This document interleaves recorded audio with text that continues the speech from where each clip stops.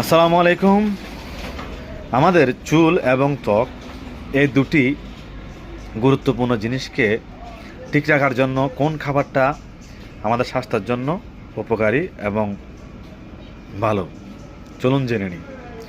আমরা জানি vitamin E একটি অ্যান্টি অক্সিডেন্ট সমৃদ্ধ ভিটামিন, যেটি শরীরের চুল এবং ত্বক সুস্থ রাখতে মারাত্মকভাবে ভালো কাজ করে। তাহলে আমরা যদি প্রতিদিন vitamin E capsule 400 IU international unit একটি করে টানা 3 মাস খাই, তাহলে 3 মাস পরে আমরা আমাদের চুল এবং ত্বকের ভিন্ন রকম একটা পরিবর্তন দেখতে পাবো।